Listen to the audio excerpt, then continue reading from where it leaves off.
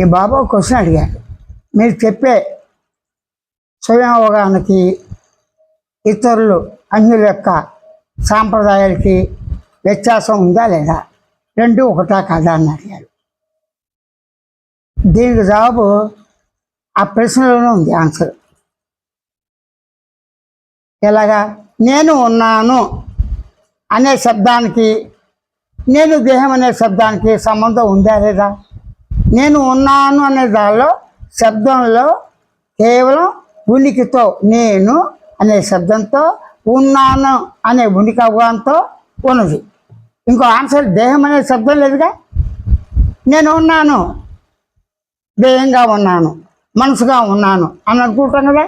అప్పుడు దేహంగా ఉన్నాను అనుకోవటానికి, మనసుగా ఉన్నాను అనుకోవటానికి సంబంధం ఉందా?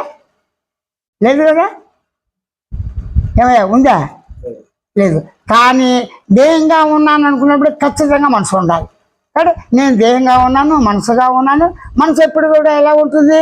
దేహ జీవితాన్ని, దేహంతో జీవితాన్ని అనుభవిస్తుంది. సుఖం కావచ్చు, దుఃఖం కావచ్చు, ఏదైనా. ఈ సుఖ దుఃఖాల్లో మనిషికి ఒక నిరాశ, నిశ్వాస, కొద్దిగా శాంతి గురించి, సుఖం గురించి ఎక్కువ దుఃఖంగా ఉంది. ఏ విధంగా చూసినా ప్రతివాడు తన దేహం అనే భావంతో చేసిన దేహ జీవితాన్ని, ఈ జీవుడిగా ఉన్న తాను, నేననే తాను, మనసుగా ఉన్న తాను అనుభవించటంలో సుఖం, దుఃఖం, మంచి, చెడు, పాపం, పుణ్యాలు సహజంగా ఉండక తప్పదు, ఉన్నాయి. అవి అనుభవిస్తున్నాడు ప్రతిరోజు. ఇది అనివార్యం, విశ్వసనీయమైనటువంటి సత్యం. అంటే ప్రతివాడు కూడా నేను దేహంగానే ఉన్నానని అనుకుంటాను ఎంత సత్యమో, ఆ దేహ సంబంధమైన నిత్యకృత్య వ్యవహారాలు చేసుకోవడానికి, నిత్యకృత్య వ్యవహారాలు చేసుకోవడానికి స్వయంగా చేసుకున్నప్పుడు కష్టకాలు ఉంటాయి కదా, వయసును బట్టి కానీ దేన్ని బట్టి కానీ. అదే కాకుండా దేహాన్ని బ్రతికించుకోవాలంటే, అంటే దేహంగా ఉండాలంటే ఏం కావాలి? దేహం చావకుండా ఉండాలంటే ఏం చేయాలి? పుట్టిన వాడికి దేహ అవసరం కావాలి. ఏ విధంగా?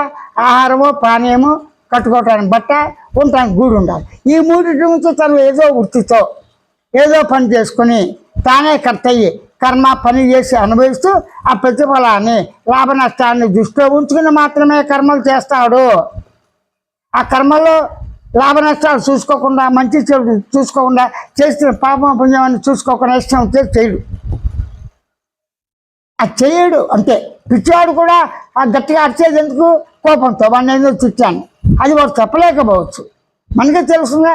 ఆకలి బాధకి మూగాడు ఏంటి వెళ్ళి ఆడిపోతాడు.